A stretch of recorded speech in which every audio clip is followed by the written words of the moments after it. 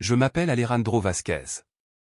Pendant 15 années de ma vie, j'ai exercé comme pasteur de l'église évangélique pentecôtiste Nueva Vida, dans le quartier de Chapinero à Bogota. Depuis ma conversion, à l'âge de 20 ans, j'avais consacré chaque souffle, chaque heure de ma vie, à prêcher ce que je croyais être la vérité absolue de l'Évangile. C'était pour moi bien plus qu'une mission, c'était ma raison de vivre, mon appel sacré. Et au cœur de cette vérité se trouvait un avertissement constant, presque une croisade personnelle, prévenir ma congrégation des dangers du catholicisme.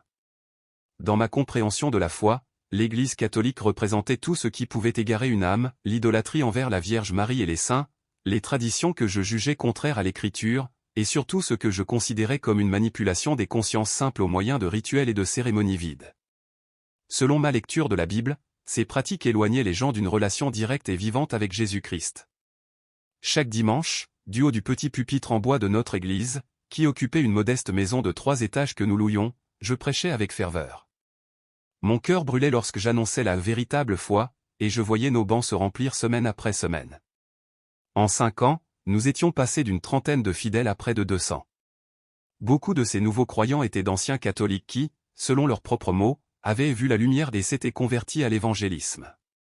Parmi eux se trouvait l'un de mes plus fidèles disciples, Don Carlos Moreno. Il avait 52 ans, travaillait comme conducteur de bus pour la compagnie municipale, et avait rejoint notre communauté 3 ans auparavant, alors que sa vie familiale traversait une tempête. Son épouse, Maria del Carmen, venait de recevoir un diagnostic de cancer du sein. Dévasté, Carlos avait frappé aux portes de notre église, cherchant désespérément un rayon d'espoir. Nous lui avions offert plus que des prières, une nouvelle perspective sur la foi, un chemin qu'il affirma plus tard avoir transformé sa vie. Peu à peu, il devint l'un de mes diacres les plus zélés. Son témoignage était bouleversant. Cet homme, qui autrefois n'allait à la messe qu'à Noël et à Pâques par simple tradition familiale, s'était mis à lire la Bible chaque jour, à participer aux réunions de prière, à visiter les malades et à s'impliquer dans presque tous les ministères de l'Église. La guérison partielle de son épouse, entrée en rémission, renforça sa conviction que cette nouvelle foi avait été la clé de leur miracle. Mais derrière cette belle histoire se cachait une ombre persistante, une tension qui ne cessait de grandir, le conflit avec son père. Don Evaristo Moreno, un homme de 78 ans, était un catholique fervent, de ceux qui ont grandi dans les villages de Boyaca où la foi catholique n'était pas seulement une religion mais une identité culturelle. Pendant plus de 30 ans, il avait servi comme sacristain dans l'église de son village avant de quitter la campagne pour rejoindre son fils à Bogota. Dans la capitale, Don Evaristo avait trouvé son refuge spirituel à la basilique du Sacré-Cœur de Jésus, où il assistait chaque jour à la messe de 6 heures du matin. Au début, le conflit avec son fils avait été discret. Carlos s'était contenté de ne plus l'accompagner à la messe dominicale, une habitude qu'ils avaient pourtant gardée depuis l'installation de l'aïeul chez eux. Lorsque son père lui avait demandé pourquoi, Carlos avait expliqué qu'il avait découvert une manière plus biblique et pure d'adorer Dieu. Evaristo, un homme respectueux, n'avait pas insisté. Mais les choses s'aggravèrent lorsque le vieil homme remarqua que son fils ne se signait plus avant les repas, qu'il avait retiré les images pieuses accrochées au mur de la maison et, surtout, qu'il parlait désormais de la Vierge Marie comme d'une simple femme bénie, indigne de nos prières. La tension se fit alors palpable. Je me souviens avec précision du jour où Don Carlos entra dans mon petit bureau pastoral, le visage marqué par l'angoisse. C'était un mardi de janvier, l'après-midi était étouffante et le soleil semblait se glisser à travers les rideaux pour rendre la pièce encore plus chaude. Les murs étaient ornés de versets bibliques encadrés et d'une grande photo de notre congrégation lors du dernier baptême célébré dans les eaux du fleuve Bogota. Carlos ôta sa casquette de conducteur et s'assit face à moi, visiblement bouleversé. « Pasteur Alejandro, j'ai un gros problème à la maison. Mon père est furieux contre moi. Il m'accuse d'avoir perdu le respect de mes aînés et de trahir les traditions de la famille parce que je ne veux plus aller avec lui à l'église catholique. » Je l'écoutais en silence, les coudes appuyés sur mon bureau de bois simple mais solide, qui me rappelait chaque jour la responsabilité de guider mon troupeau. J'ouvris ma Bible, une version Reina Valera 1960 dont les pages étaient marquées de notes et de traits rouges à force d'études, et je cherchais les versets qui me semblaient les plus adaptés à ce cas douloureux. « Frère Carlos, lui dis-je d'une voix calme mais ferme, rappelons-nous les paroles du Seigneur, si quelqu'un vient à moi et ne hait pas son père, sa mère, sa femme, ses enfants, ses frères, ses sœurs, et même sa propre vie, il ne peut être mon disciple. Christ doit être le premier, même avant la famille. » Je vis ses yeux se voiler d'émotion. Il hochait la tête lentement, mais je pouvais presque entendre son combat intérieur. Son père avait été un modèle de droiture, un homme aimant, mais pour moi, les traditions catholiques représentaient un danger spirituel qu'il fallait éradiquer. À partir de ce jour, Carlos se mit à parler ouvertement à son père de son inquiétude pour son salut éternel. C'était le fruit de mes conseils, car je lui avais enseigné que tout croyant devait être sel et lumière au sein de sa famille. En pratique, cela signifiait qu'il devait s'efforcer d'amener ses proches à la foi véritable. Un après-midi, lors d'une autre séance de conseil, Carlos me confia. « Pasteur, mon père se lève tous les jours à 5 heures du matin pour aller à la messe. Quand je lui demande pourquoi, il me répond que c'est pour remercier Dieu d'un nouveau jour et pour prier pour nous. Mais je sais que là-bas il prie des statues et demande des choses à la Vierge comme si elle était Dieu. Comment puis-je lui dire que c'est une erreur sans le blesser ?» Je l'écoutais, conscient de la douleur que cela causait. Mon esprit se tournait vers mes années d'études au séminaire biblique pentecôtiste de Colombie.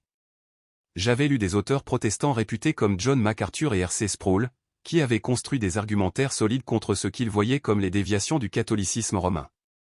Alors, avec assurance, je lui montrai les Écritures ouvertes sur mon bureau. « Regarde, frère Carlos, la parole est claire, il y a un seul Dieu et un seul médiateur entre Dieu et les hommes, Jésus-Christ homme. Si ton Père s'adresse à Marie et aux saints, il place entre Dieu et lui des intermédiaires qui ne peuvent sauver. » Je vis un mélange de tristesse et de résolution se peindre sur son visage. Il aimait profondément son père, mais il sentait désormais qu'il devait défendre cette foi qu'il avait embrassée, coûte que coûte. Ce conflit, qui avait commencé comme une simple divergence de pratiques religieuses, devint une lutte de conviction. Dans leur maison de Bogota, les repas se faisaient plus silencieux, les discussions plus tendues. Don Evaristo continuait de se rendre à la basilique chaque matin, son chapelet serré dans ses doigts noueux, tandis que Carlos multipliait les lectures bibliques et les prières ferventes pour la conversion de son père. Et moi, dans mon bureau, je priais pour que cette famille soit entièrement gagnée au Christ, persuadé que nous étions engagés dans un combat spirituel bien plus vaste que ce que l'œil humain pouvait voir. C'est de l'idolâtrie pure. Peu importe à quel point on peut être sincère, l'erreur reste l'erreur, et l'erreur mène à la perdition. Pendant plusieurs semaines, j'observais de près la lutte intérieure de Don Carlos. Cet homme, habituellement serein, était visiblement déchiré. D'un côté, il éprouvait un profond respect pour son père et chérissait la foi sincère qu'il avait vue briller en lui tout au long de sa vie. De l'autre, mes prédications constantes sur les « erreurs » du catholicisme avaient éveillé en lui une angoisse sincère pour le salut éternel de Don Evaristo. Je voyais ses yeux se troubler chaque fois que le sujet revenait, son cœur semblait pris dans un étau entre l'amour filial et le poids de ce qu'il pensait être la vérité biblique. Le point de rupture survint un après-midi de février. Don Carlos me chercha après le culte du mercredi. L'église était presque vide, seules quelques sœurs s'affairaient encore à ranger les chaises et à balayer le sol. L'odeur familière du café chaud, préparé après chaque réunion, se mêlait au parfum discret des fleurs qui ornaient l'autel improvisé. L'atmosphère avait quelque chose de paisible, presque solennel. C'est là que Don Carlos s'approcha de moi, les yeux rougis et la voix tremblante. « Pasteur Alejandro, j'ai eu hier soir une discussion très dure avec mon père, me confia-t-il. Je lui ai dit que je ne pouvais plus le conduire à l'église catholique le dimanche. Je me sentais coupable de l'aider à participer à quelque chose que je crois contraire à la parole de Dieu. Il en a été bouleversé, et il m'a demandé si je pensais qu'il irait en enfer pour avoir été catholique toute sa vie. » Ces paroles restèrent suspendues dans l'air comme un point invisible. Je l'invitai à s'asseoir sur l'une de nos chaises de plastique blanche. À travers les fenêtres, les lumières de Chapinero se reflétaient sur les vitres, et le bourdonnement continu de la circulation bogotaine entrait comme un lointain murmure. « Et qu'avez-vous répondu » demandai-je doucement, même si je pressentais déjà la réponse. Il inspira profondément avant de murmurer. Je lui ai dit que, selon la Bible, le salut ne vient que de la foi en Jésus-Christ, pas des œuvres, pas des saints, pas de la Vierge Marie. Je lui ai expliqué que tant qu'il placerait sa confiance dans ses traditions plutôt que dans le Christ seul, il restait en danger spirituel. À ce souvenir, Don Carlos se couvrit le visage de ses mains. « Pasteur, vous auriez dû voir son expression. » Mon père s'est mis à pleurer. Il m'a dit qu'il avait aimé Dieu toute sa vie, qu'il avait essayé d'être un homme bon, qu'il avait aidé les pauvres et qu'il n'avait jamais fait de mal à personne. Mon cœur s'est brisé, mais vous m'avez enseigné que nos sentiments ne doivent pas passer avant la vérité. C'était vrai, j'avais souvent prêché que la vérité divine devait avoir le dernier mot, même lorsque celle-ci nous coûtait des larmes. J'avais enseigné que l'amour véritable exige parfois des décisions douloureuses, que le chrétien doit être prêt à confronter même les siens si ceux-ci marchent, selon nous, dans l'erreur. Je posai une main ferme sur son épaule. Frère Carlos, je sais que cela fait mal, mais vous avez pris la bonne décision. Votre père vit dans l'illusion spirituelle. La sincérité ne sauve pas si l'on est sincèrement égaré. Vous ne pouvez pas être complice de pratiques que Dieu réprouve. Mieux vaut qu'il soit contrarié aujourd'hui plutôt que perdu pour l'éternité. Ce soir-là, en rentrant chez moi dans le quartier de la Macarena, je me sentis étrangement satisfait. J'étais persuadé d'avoir donné le bon conseil, convaincu que j'aidais Don Carlos à affermir sa foi. J'étais certain que Dieu bénirait cette épreuve qu'il traversait. J'étais loin d'imaginer que je venais de semer les graines d'un conflit qui bouleverserait bientôt ma vision de la foi, de l'amour divin et même du rôle de la Vierge Marie. Les jours suivants furent tendus. Don Carlos, bien qu'ému, avait décidé de tenir bon, il ne conduirait plus son père à la basilique. Mais la mise en pratique de cette décision se révéla bien plus difficile que prévu. Don Evaristo, âgé de 78 ans et déjà fragilisé par les douleurs de l'âge, se retrouva soudain sans moyen de transport pour se rendre à la basilique du Sacré-Cœur. Le trajet, qui ne prenait que 20 minutes en voiture, devint pour lui une véritable odyssée, près de 2 heures de bus, de correspondance et de marches éreintantes, mettant ses genoux arthritiques à rude épreuve. La première semaine, pourtant, il tenta de maintenir sa routine. Il se levait à 4h30 du matin pour attraper le premier bus en direction du centre-ville. Don Carlos me raconta qu'il l'observait partir dans l'obscurité, silhouette fragile avançant à pas lents, le bâton dans une main et un petit chapelet dans l'autre.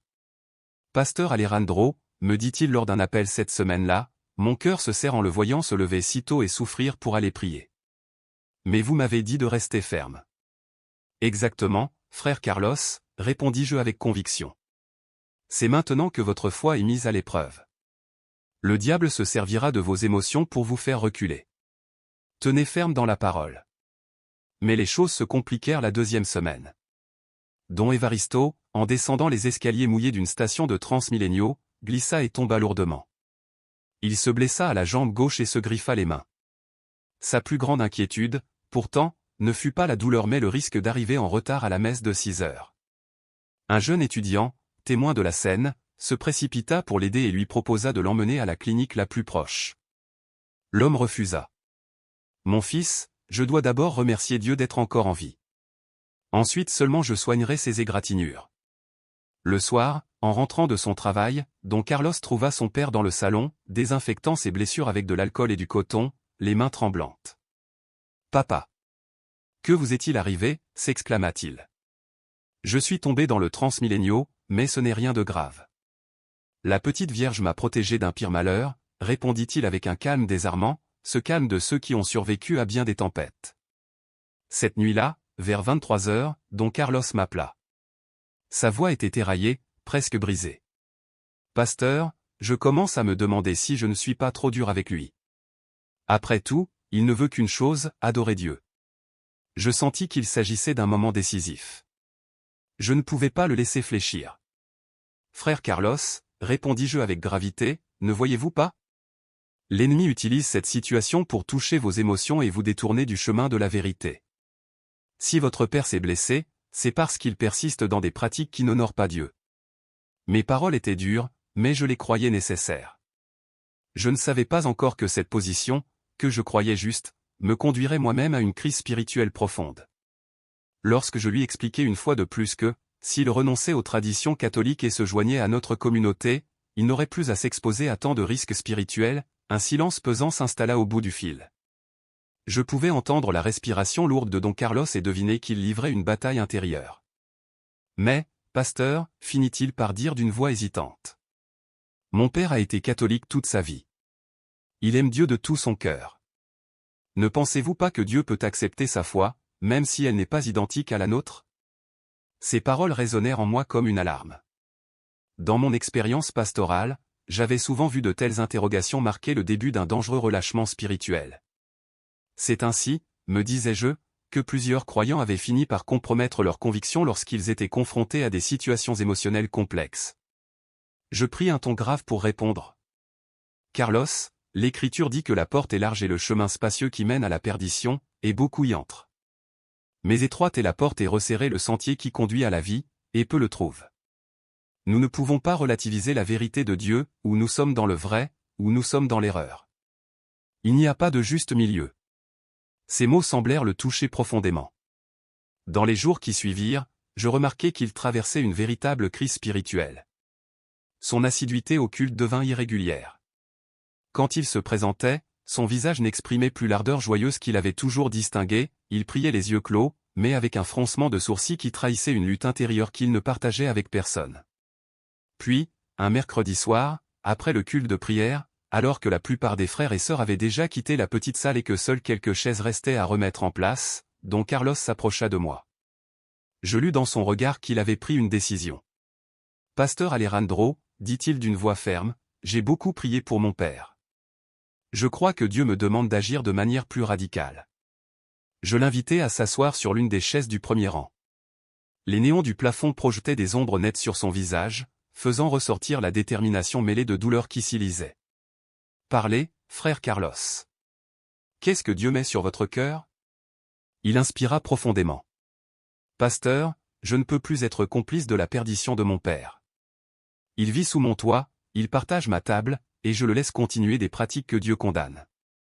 J'ai décidé de lui interdire complètement d'aller à l'église catholique. » Ces paroles me surprirent, mais, je dois l'avouer, une certaine satisfaction se mêla à ma réaction. Je voyais dans ce choix le fruit de mes enseignements, la preuve d'une maturité spirituelle grandissante. « C'est une décision très sérieuse, frère Carlos, dis-je à voix haute, tout en étant convaincu intérieurement qu'il faisait le bon choix. Êtes-vous prêt à en assumer les conséquences? Votre père risque de ne pas comprendre. » Il hocha la tête. « Pasteur, j'ai lu toute la Bible 2 fois depuis ma conversion, et nulle part je n'ai trouvé que Dieu approuve le culte des images ou la prière adressée aux saints. Mon père est un homme bon, mais il est égaré. Comme chef de famille, j'ai la responsabilité de protéger mon foyer de toute influence spirituelle néfaste. » Cette nuit-là, Don Carlos rentra chez lui avec une détermination nouvelle.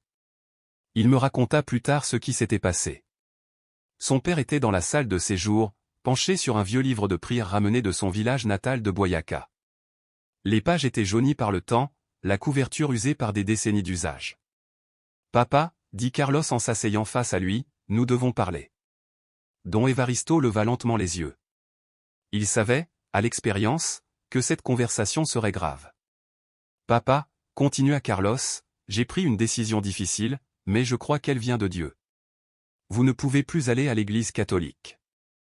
Cette maison est maintenant une maison chrétienne et je ne peux plus tolérer ici des pratiques contraires à la Bible. » Un long silence suivit.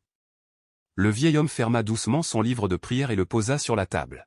« Tu es en train de me dire que je ne peux plus aller à la messe ?» demanda-t-il d'une voix calme mais incrédule. « Oui, papa. Je ne peux plus être complice de ce qui va à l'encontre de la parole de Dieu.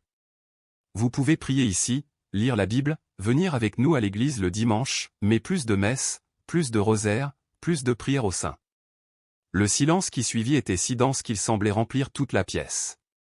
Don Carlos vit les yeux de son père s'emplir de larmes, mais l'homme âgé ne répondit pas. Il se leva avec lenteur, prit son livre et s'éloigna vers sa chambre sans un mot. Cette nuit-là, Don Carlos resta éveillé, écoutant les sanglots étouffés de son père derrière la porte close. Pourtant, il demeura ferme dans sa décision, se rappelant mes exhortations sur la nécessité de placer la vérité divine au-dessus des sentiments humains. Le lendemain matin, il le trouva déjà assis dans la cuisine, entièrement habillé comme pour sortir. « Où allez-vous, papa » demanda Carlos, inquiet. « Mon fils, répondit Don Evaristo avec une tristesse digne, tu as le droit d'imposer des règles dans ta maison. Mais moi, à 78 ans, je ne renoncerai pas à aller à la messe, même si cela signifie que je dois quitter ce toit. Dieu a été mon compagnon toute ma vie, je ne l'abandonnerai pas aujourd'hui. Papa, vous ne comprenez pas. Je ne vous demande pas d'abandonner Dieu, mais de l'adorer comme la Bible l'enseigne. » Le vieil homme se leva, posa une main sur l'épaule de son fils et le regarda droit dans les yeux. « Carlos, dit-il d'une voix posée, je respecte ta nouvelle foi, mais tu ne peux pas m'imposer de renoncer à la mienne. J'irai à la messe, même si je dois marcher jusqu'à la basilique. » Puis, sans ajouter un mot, il quitta la maison, marquant le début d'une routine qui allait éprouver non seulement sa force physique, mais aussi la résolution de son fils et, sans que je m'en doute encore, ma propre compréhension de ce que signifie vraiment l'amour de Dieu. Les 2 semaines qui suivirent furent marquées par cette détermination inébranlable.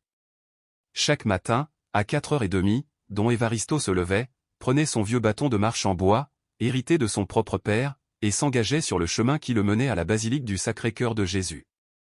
Ce qui autrefois prenait 20 minutes en voiture devint une marche de près de 3 heures aller-retour. Don Carlos m'appelait presque chaque jour, sa voix lourde d'inquiétude. « Pasteur, me confia-t-il, mon père quitte la maison alors qu'il fait encore nuit noire.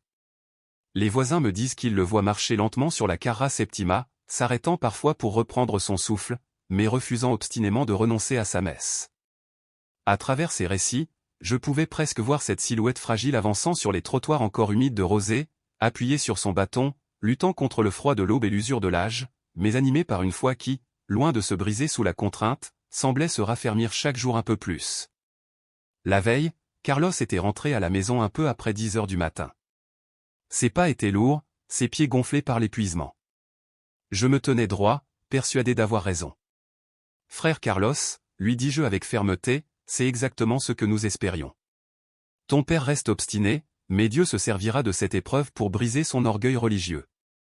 Bientôt, il comprendra que toute cette souffrance est inutile et il acceptera de venir à notre église. » Mais j'étais terriblement, dramatiquement dans l'erreur.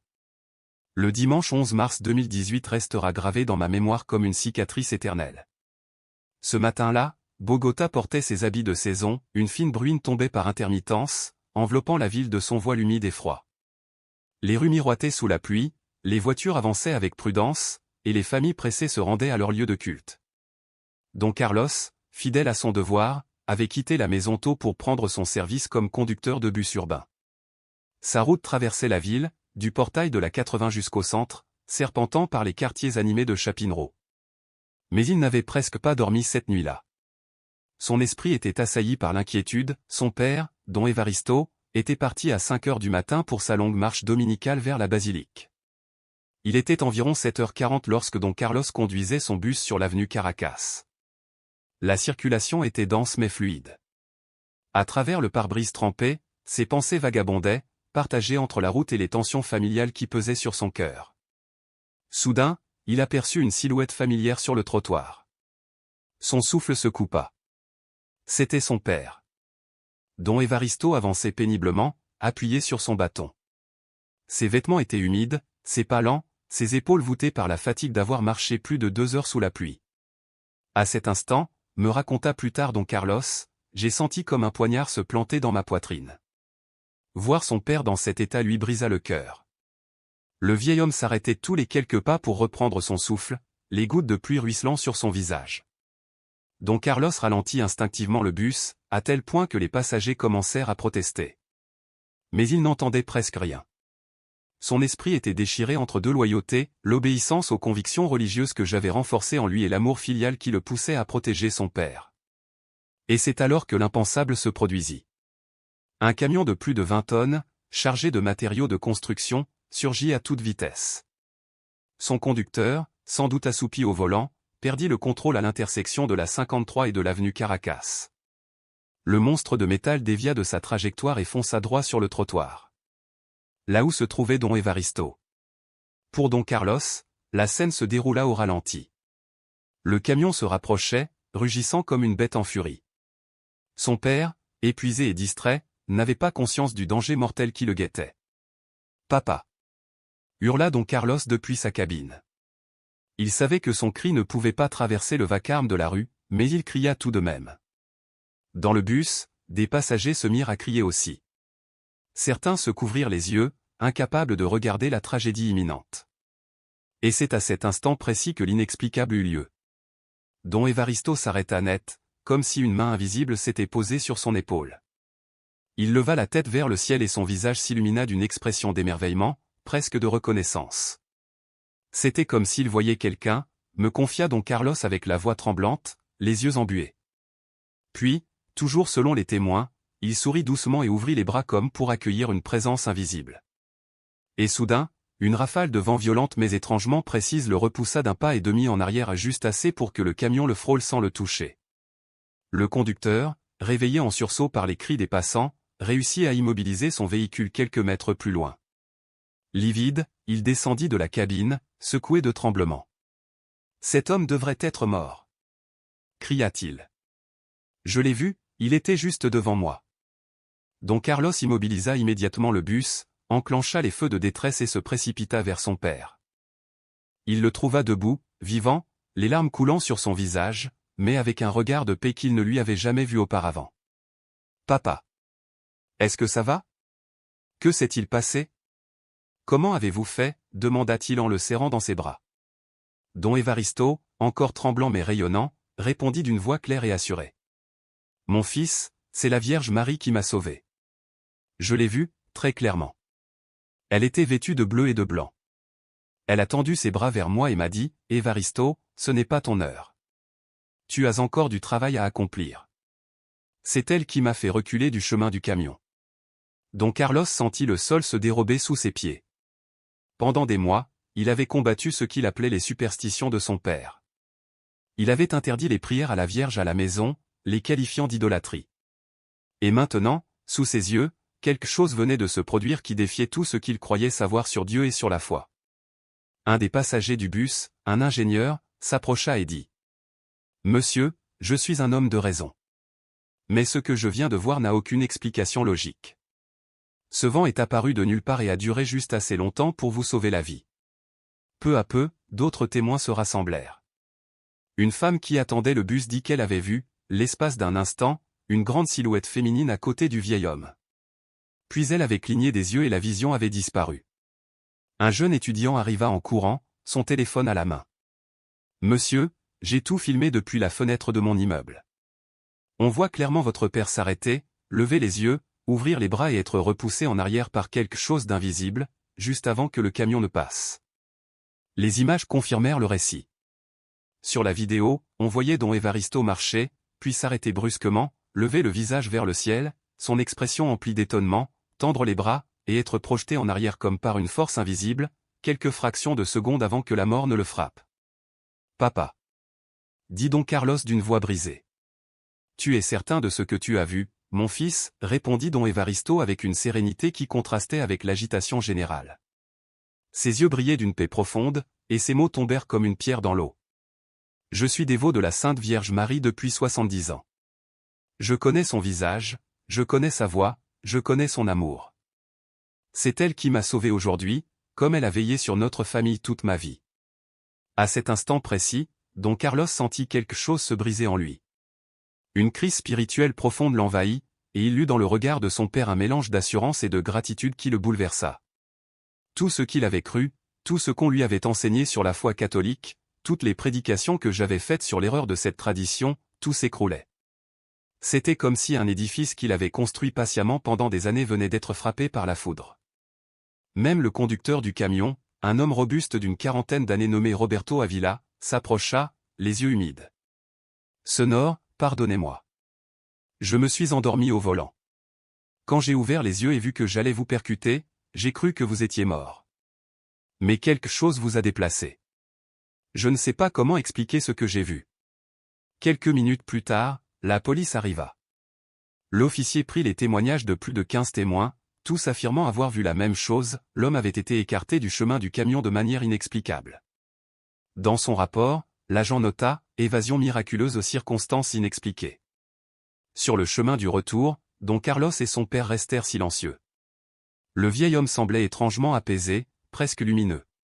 Son fils, lui, se débattait avec un tumulte intérieur qu'il n'arrivait pas à contenir. Cette nuit-là, Don Carlos m'appela. Sa voix n'était plus la même, elle portait une humilité et une confusion que je n'avais plus entendues depuis ses premiers jours dans notre assemblée. « Pasteur Alejandro, il faut que je vous voie d'urgence. Quelque chose est arrivé aujourd'hui qui a bouleversé ma vie. » Lorsqu'il m'exposa les détails, j'eus l'impression que le sol se dérobait sous mes pieds. Pendant 15 ans, j'avais bâti mon ministère sur la conviction que le catholicisme était une erreur spirituelle grave, un chemin d'égarement.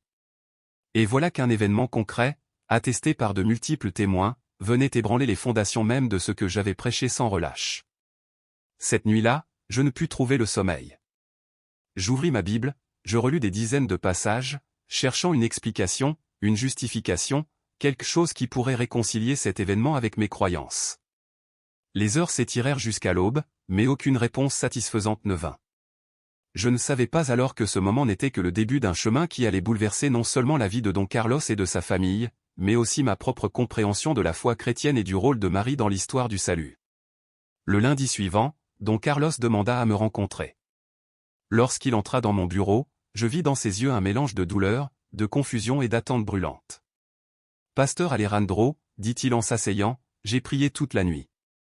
Mais je n'arrive pas à comprendre ce que j'ai vu hier.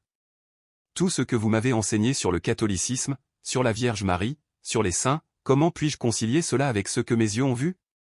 Pendant près de 2 heures, j'essayais de lui donner des explications théologiques.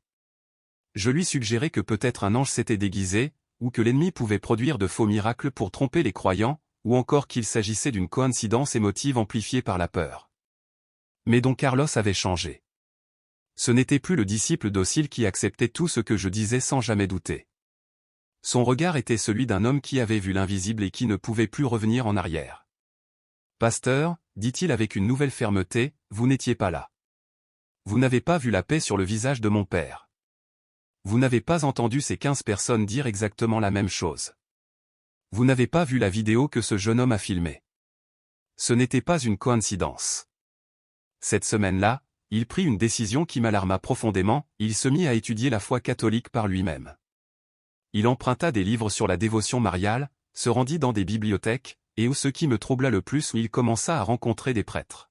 « Pasteur, m'annonça-t-il le vendredi, je suis allé parler au père Miguel, le curé de la basilique du Sacré-Cœur. Je voulais entendre ce que les catholiques croient vraiment sur Marie, pas seulement ce que nous disons qu'ils croient. Je sentis mon cœur se serrer. Frère Carlos, répondis-je avec toute l'autorité pastorale dont je disposais, vous commettez une grave erreur. Vous laissez une émotion vous détourner de la vérité de la Bible. Le père Miguel va essayer de vous ramener au catholicisme, c'est évident. Mais Don Carlos n'était plus prêt à se laisser convaincre aussi facilement. Avec tout le respect que je vous dois, pasteur, dit-il calmement, j'ai écouté votre point de vue pendant 3 ans. Maintenant, je veux écouter le leur avant de prendre une décision. Les semaines suivantes furent intenses. Don Carlos continuait à me tenir informé de ses recherches, mais nos conversations devenaient de plus en plus tendues. Il commença à assister aux cours de catéchèse pour adultes à la basilique. Il lisait les documents du Concile Vatican II et s'était lié d'amitié avec des catholiques pratiquants qui lui présentaient une vision de la foi bien différente de celle que j'avais toujours prêchée. Un jour, il me dit « Pasteur, le père Miguel m'a expliqué que les catholiques n'adorent pas Marie. Ils la vénèrent comme la mère de Jésus et lui demandent de prier pour eux, tout comme nous demandons aux frères de l'Église de prier pour nous. Il me montra dans la Bible le passage où il est dit « Marie est bénie entre toutes les femmes, et celui où elle-même proclame, toutes les générations me diront bienheureuse. » Je tentai de lui répondre avec les arguments que j'avais toujours utilisés. « Carlos, l'Écriture dit aussi qu'il y a un seul médiateur entre Dieu et les hommes, Jésus-Christ. Prier Marie, c'est violer cette vérité. » Mais il secoua la tête, sans colère, simplement avec conviction. « Pasteur, le père Miguel m'a montré que demander l'intercession de Marie n'est pas la mettre à la place du Christ. C'est comme quand je vous demande de prier pour moi. Vous n'êtes pas mon sauveur, mais vous intercédez. » Ces paroles résonnèrent en moi comme un coup de tonnerre. Pour la première fois depuis longtemps, mes arguments théologiques me parurent creux, insuffisants. Je vis que je n'étais pas seulement en train de perdre un fidèle précieux, un diacre de confiance, je perdais aussi la certitude tranquille qui avait guidé ma vie de pasteur. Le véritable point de rupture, pour moi, arriva le jour où Don Carlos m'invita à l'accompagner à une messe dans la basilique du Sacré-Cœur. « Pasteur, si vous voulez vraiment m'aider à comprendre où se trouve l'erreur, venez avec moi et montrez-moi là, mais venez l'esprit ouvert, prêt à voir ce qui se passe réellement là-bas, pas seulement ce que nous nous attendons à voir. » Ces paroles résonnèrent longtemps dans mon cœur. Au début, je refusais catégoriquement. En tant que pasteur évangélique, entrer dans une église catholique me semblait une trahison de mes principes, de ma vocation et de la confiance de ma communauté. Mais Don Carlos insista, jour après jour, avec une douceur ferme. Et peu à peu, ma curiosité, ma responsabilité pastorale et mon désir de comprendre ce que mon frère dans la foi vivait me poussèrent à accepter. Le dimanche suivant, j'accompagnai Don Carlos et Don Evaristo à la messe de 8 heures du matin. Je franchis le seuil de la basilique avec toutes mes défenses théologiques dressées, prêt à repérer chaque erreur dont j'avais tant parlé depuis ma chair. Mais ce que je découvris ce matin-là me bouleversa profondément. L'église était remplie de familles entières, grands-parents, parents, enfants, tous rassemblés dans une atmosphère de recueillement. Les visages étaient concentrés, mais paisibles. Les chants résonnaient sous les voûtes avec une beauté qui me surprit. On lut des passages de la Bible, des psaumes, et la prédication du prêtre exaltait l'œuvre salvatrice de Jésus-Christ, appelait à la conversion du cœur et rendait gloire à Dieu Père, Fils et Saint-Esprit. Puis vint la consécration. Lorsque le prêtre éleva l'hostie et le calice, je vis l'assemblée se mettre à genoux, certains pleurant silencieusement, d'autres les mains jointes, le regard tourné vers l'autel. Je sentis alors une présence spirituelle authentique, une ferveur que je ne pouvais pas nier. Je me surpris à me demander, où donc est l'idolâtrie? Où sont ces pratiques contraires aux Écritures que j'ai tant dénoncées? Après la messe, Don Carlos me présenta au père Miguel, un prêtre d'une cinquantaine d'années au sourire chaleureux et au regard bienveillant. Malgré mon malaise initial, il me salua avec une hospitalité désarmante. « Pasteur Alejandro » m'a-t-il dit, « Don Carlos m'a parlé de vous. Je veux vous remercier pour le travail que vous avez accompli dans sa vie. Vous lui avez appris à aimer les Écritures et à chercher sincèrement Dieu. » Ces paroles me laissèrent sans voix. Je m'attendais à être critiqué ou attaqué. Au lieu de cela, il honorait mon ministère et reconnaissait le bien que j'avais fait. Je pris mon courage à deux mains et lui répondis. Pour être franc, je suis venu ici avec l'intention de trouver des choses qui confirmeraient mes prédications, culte des images, rituels superstitieux, pratiques qui éloignent les gens de Christ. Mais ce matin, je n'ai rien vu de tout cela. Le père Miguel sourit avec douceur. Je comprends parfaitement vos inquiétudes, me dit-il. Moi aussi, durant mes études, j'ai dû affronter ces questions. Si vous le souhaitez, nous pourrions en parler ensemble. Je serais heureux d'entendre votre point de vue et de vous partager celui de l'Église. Ce qui devait être une simple conversation se transforma en un dialogue de plus de 3 heures dans son bureau paroissial.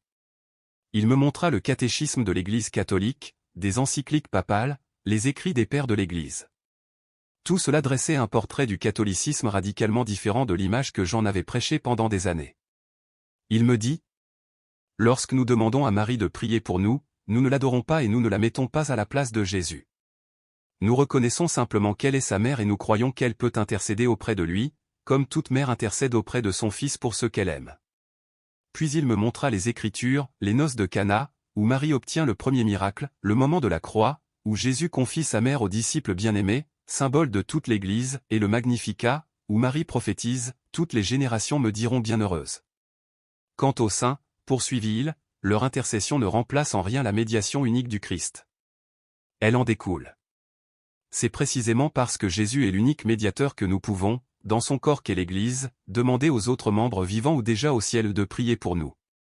Ces échanges ne s'arrêtèrent pas là. Pendant plusieurs semaines, je retournais à la basilique, discutant avec le père Miguel, lisant des livres de théologiens catholiques, plongeant pour la première fois dans l'histoire de l'Église primitive. J'affrontais honnêtement des questions que j'avais soigneusement évitées pendant 15 ans de ministère. Durant ce temps, Don Carlos prit une décision capitale, il revint officiellement à l'Église catholique.